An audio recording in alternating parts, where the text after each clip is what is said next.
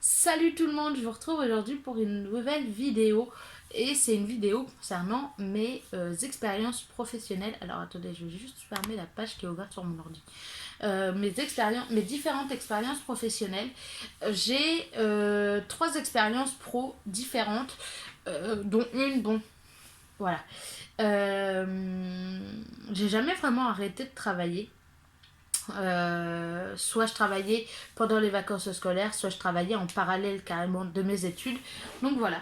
Le premier job que j'ai eu, c'était vraiment juste après mon anniversaire. Donc je suis née début juillet et j'ai commencé début juillet 2017 en tant que vacataire dans un centre des finances publiques. Euh, si vous avez des questions, ah oui, si vous avez des questions concernant n'importe lequel de ces travaux, de ces travails, un travail, des travails, ouais, c'est des travails pour le coup. De ces travails, n'hésitez pas à venir sur Instagram, j'y répondrai avec grand plaisir. Je vais vous le répéter à la fin de la vidéo, mais vraiment, n'hésitez pas. Même si c'est pour ne serait-ce que pour parler avec moi, il n'y a pas de souci, venez. Moi, ça me fera très plaisir de vous répondre. Donc du coup, le premier, voilà, c'est vacataire dans un centre des finances publiques. Pour y entrer, c'est un peu particulier. Il faut connaître quelqu'un qui travaille au centre des finances, enfin, dans un centre des finances publiques. Comme ça, si l'un de vos parents y travaille, vous êtes, euh, vous êtes prioritaire sur les autres, évidemment. Donc voilà. Donc c'était un contrat d'un mois, donc c'était un CDD d'un mois, c'était un petit contrat de vacataire en fait. Donc j'ai fait de l'archivage principalement. J'avais des petites missions tous les jours à faire et franchement l'équipe était juste géniale. Euh, les gens avec qui j'ai bossé étaient juste vraiment tous trop adorables. Même les chefs étaient des crèmes. Et ça s'est super bien passé. Donc, bon, c'est toujours rassurant de se dire que sa première expérience pro s'est génialement bien passée. C'est superbement bien passé. C'était vraiment génial. Les gens avec qui je bossais étaient juste super sympas. Oui, bah oui, on va faire le bordel sous ma fenêtre en plus. Les gens étaient juste super sympas. J'ai vraiment adoré mon expérience. Après, j'ai pas fait grand chose d'exceptionnel. C'était de l'archivage. Fallait que je classe par date, par nom de famille, etc. Donc c'était assez basique en fait. C'était ouais, beaucoup d'archivage, un peu de, de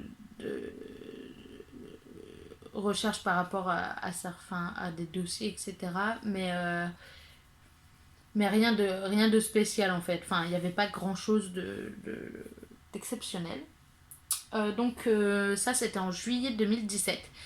Fin juillet, début août, ma mère m'a déposé à la boîte d'intérim pour que je m'y inscrive. Dans une des boîtes d'intérim, je crois qu'il y en a deux ou trois près de chez mes parents.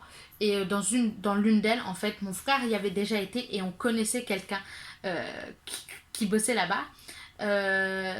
Quand j'ai été faire mon inscription, la personne que je connaissais, qu'on connaît, n'était pas là. Donc j'ai fait mon inscription, etc. Je suis rentrée chez moi et donc j'ai continué mon contrat et donc 1er août terminé, j'avais plus de... Bah, mon contrat se terminait. Du coup, j'ai été directement à la boîte d'intérim parce qu'il leur manquait un papier, je crois. Enfin, il fallait que je leur ramène un papier. Il fallait une attestation sur l'honneur de ma mère, comme quoi j'habitais bien chez elle, puisque bah, j'avais pas d'adresse à moi toute seule et j'avais aucune facture à mon nom. Donc j'y suis allée, j'ai fait le nécessaire. Pardon. J'ai fait le nécessaire. Et je suis tombée sur, cette fois-là, je suis tombée sur la fille que je connaissais. Et du coup, elle m'a dit qu'il n'y avait pas de souci, que bah, dès qu'elle avait quelque chose à me proposer, elle m'appelait, etc. Donc j'avais déjà enregistré dans mon téléphone, sur ma carte SIM, le numéro de la boîte d'intérim. Je suis partie en vacances début août avec mes parents, comme chaque année. Et en milieu de semaine, ouais, on devait être le jeudi, la boîte d'intérim m'appelle et me dit bah écoute, on a besoin de toi à partir de lundi matin, 5 heures. Y a pas de souci. Moi j'ai dit, y a pas de. Enfin, je leur ai dit qu'il n'y avait pas de souci, que j'y allais. Euh, donc la boîte d'intérim m'a toujours envoyé dans la même boîte. Donc c'était une usine. Il y avait un côté usine avec le conditionnement, etc. Il y avait un côté abattoir. Ouais, c'est très gai. C'est très joyeux ce que je suis en train de vous dire. Donc il y avait j'étais côté conditionnement. Fallait que je mette les steaks hachés dans des cartons. Enfin, il y avait des cartons. Il y en avait un qui mettait des sacs dans les cartons. Et moi, j'étais à la mise en carton des steaks hachés. Donc, en fait, je mettais des steaks hachés dedans. Donc, c'était du travail à la chaîne, en fait.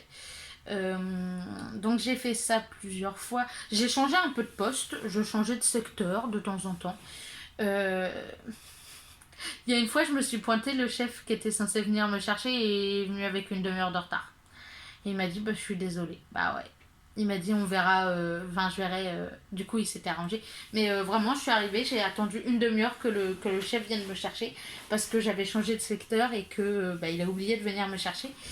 Euh, donc, j'ai fait quelques missions là-bas. Donc, j'ai fini mon été 2017 à bosser là-bas. Je bossais pendant les vacances scolaires, donc je revenais d'Alençon pour les vacances scolaires. Je revenais en fait tous les week-ends d'Alençon et je bossais pendant les vacances scolaires. Pendant les semaines de révision aussi, bon, ça faisait un peu gueuler ma mère et peut-être qu'elle avait raison. Donc j'ai fait ça pendant un peu plus d'un an. Euh, ouais, pendant presque 2 ans. Et été 2018, j'ai commencé côté steak haché, etc. Et en fait, chaque semaine, fallait que j'appelle la boîte d'intérim pour savoir si j'étais prolongée la semaine d'après ou pas. Ou alors je regardais les plannings. En général, ils me mettaient dessus si je continuais. Et quand j'étais pas dessus, fallait que j'appelle la boîte d'intérim pour leur dire que j'étais disponible, etc. Et il y a une fois où j'y suis directement allée. Euh, donc ça c'était en 2018 je crois. J'ai demandé à la personne qui était venue me chercher parce que j'avais pas encore mon permis de me déposer. J'y suis allée et au moment où j'entrais en fait elle venait de la fille que je connais venait de raccrocher d'avec Elivia, donc la boîte l'usine où je travaillais, et elle me dit bah écoute, ils ont une place pour le reste de l'été. Le truc c'est que c'est côté abattoir, donc il faut pas avoir de problème avec la vue du sang et avec l'odeur du sang. Il fallait que je bosse, clairement il fallait que je bosse, il fallait que je puisse mettre de côté pour m'acheter une voiture, etc. Donc il fallait vraiment que je bosse. Donc je lui ai dit bah écoute, il n'y a pas de souci. J'ai fait tout le mois tout le mois de décembre, tout le mois d'août et début de mois de septembre avec la boîte avec la boîte d'intérim côté abattoir. Je suis revenue pendant les vacances scolaires quand ils avaient besoin le vendredi après-midi. Des fois il m'appelait le vendredi après-midi pour le vendredi soir. Il savait que je disais oui, donc il me faisait confiance. Après j'ai jamais refusé une seule mission d'intérim, sauf une fois parce que c'était à Bayeux et que ça faisait quand même de la route pour mes parents et qu'on savait pas à quelle heure j'allais finir. Enfin bref, c'était tout un délire le truc et c'était trop compliqué. Du coup, ma mère a dit bah écoute, c'est mieux que non. En fait, c'est mieux que tu la fasses pas. Du coup voilà. Mais en soi, quand elle me demandait pour Olivia, je disais toujours oui. Donc j'ai fait ça tout l'été de mes 10. Enfin, fin d'été de mes 19 ans, tout l'été de mes 20 ans. Attendez, je suis en train de réfléchir. Ouais, tout l'été de 2019, j'ai bossé côté abattoir. Et pendant les... Enfin, jusqu'à début septembre 2019. Ensuite, j'ai appelé ma boîte d'intérim pour leur dire que j'étais plus dispo. Bah, avec les cours, il faut que je reprenais les cours. Mais en fait, c'est moi qui les appelais pour leur dire, bah écoutez, de telle date à telle date, je suis dispo, allez-y, vous pouvez y aller. Vous pouvez me proposer des missions, j'irai. Donc à ce moment-là, j'avais mon permis, donc j'allais moi-même au taf. Ça soulageait de ouf mon beau-père, parce que c'était mon beau-père qui se levait à 4h du mat pour m'emmener quand je commençais à 5h. Au bout d'un moment, ça lui pesait, hein, on va pas se mentir. Et en plus, je faisais souvent le matin. C'était souvent du matin que je bossais. Et du coup c'était un peu chiant pour lui. Donc à ce moment-là, j'avais ma voiture. J'allais à la fac en voiture, etc.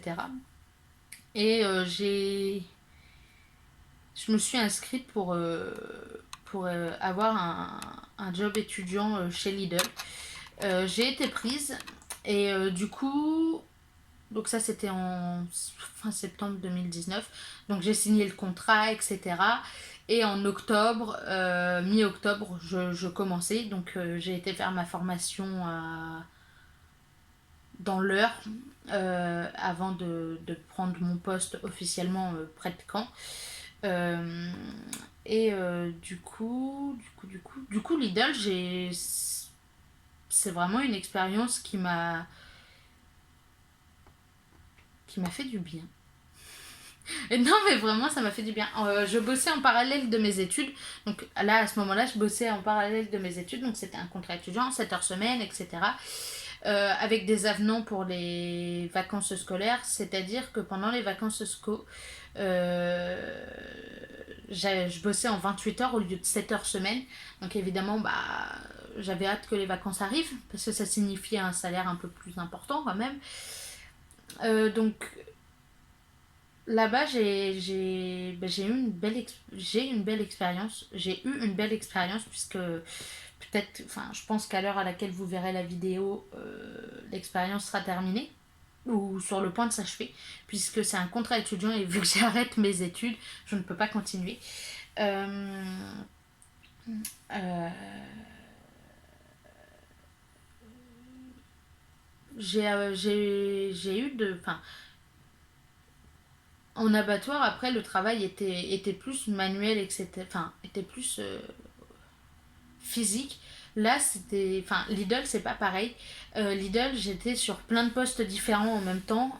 J'ai été formée pour m'occuper du rayon boulangerie. J'ai été formée sur la mise en rayon, comme environ tout le monde. Donc j'ai été formée sur la mise en rayon, j'ai été formée à la caisse. Donc vraiment, ça me fait des expériences, en fait, moi-même à mettre dans un CV, dire qu'on a déjà une expérience en caisse et que bah, la mise en rayon aussi, on connaît la rotation des dates, etc. Franchement, pour mettre dans un CV, c'est pas trop mal. Ça prouve déjà qu'on a qu'on a une expérience. Euh, pour d'autres postes similaires. Et franchement, si je compare mes deux vraies expériences, parce que bon, l'expérience de vacataire, c'était 1 mois, donc il n'y a pas grand chose à dire. Mais si je compare les deux expériences, donc usine et Lidl, franchement, Lidl, j'étais vraiment super bien. L'équipe était géniale. La chef était super sympa. Ils étaient tous super sympas, vraiment. Je m'entendais bien avec à peu près tous mes collègues. Bon, j'avais plus d'affinité avec certains qu'avec d'autres, évidemment, mais ouais, non, Lidl a été ma meilleure expérience professionnelle à ce jour. Ça se trouve, à l'heure où vous regardez cette vidéo, je suis en train de bosser à l'usine de à l'usine dont je vous parlais tout à l'heure. C'est probable en plus. Non, je rigole, mais c'est probable. Selon la date à laquelle vous la voyez et selon la date à laquelle j'ai été libérée de mon contrat Lidl, sachant que je ne sais pas si ça se passe par une démission ou une rupture conventionnelle, puisque bah, j'ai abandonné mes études, ou alors c'est un licenciement. Je ne sais pas. Je ne sais pas du tout. Mais du coup, j'ose espérer que ce sera une rupture conventionnelle ou un licenciement. La démission, ça me fait chier. Parce que la démission, du coup, j'ai un mois de préavis. Bon, bah, bosser un mois, moi, ça me dérange pas, je m'en fous. Je m'en fous, au contraire. Mais du coup, je sais pas vraiment comment ça va se passer. Peut-être que je vous en parlerai dans une autre. Je vous en ferai peut-être une story time, qui sait, ça se trouve ça va trop mal se passer mon départ et je vous en ferai une story time. Du coup voilà mes trois expériences globales, principales. Les trois seules d'ailleurs, mais franchement, si vous êtes étudiant euh, et que vous hésitez à prendre un job étudiant, prenez. N'hésitez pas à candidater pour Lidl parce que franchement, on est pas mal payé, clairement. Après, je sais que dans certains magasins, l'ambiance est pas aussi bien que celle que moi j'avais dans mon magasin. Mais du coup, ça vaut quand même le coup d'essayer, de tenter. N'hésitez pas à le faire, on ne sait jamais. Je veux dire, vous pouvez très bien être pris et franchement, vous verrez que le travail, tranquille. Je veux dire, quand je rentrais de l'usine, je me couchais, je m'endormais, c'était fini, j'étais claquée. Quand je rentre de Lidl, il y a des jours où je suis claquée, mais c'est pas pareil. L'usine, j'étais claquée parce que j'avais froid, parce que j'avais bossé dans le froid et que les conditions, elles sont super compliquées à tenir. Lidl, j'étais claquée parce que j'avais bossé, j'avais bougé mon cul sur le terrain. Et du coup, voilà. N'hésitez pas, franchement, on n'est pas trop mal payé, on a le droit à 5 semaines de vacances comme tout le monde. Vraiment, foncez. Euh, N'hésitez pas. Si vous avez des questions, du coup, je vous l'ai dit en début de vidéo, mais venez sur Instagram, je vous répondrai. Il n'y a pas de souci. En attendant, je vous fais des gros bisous et je vous dis à très bientôt.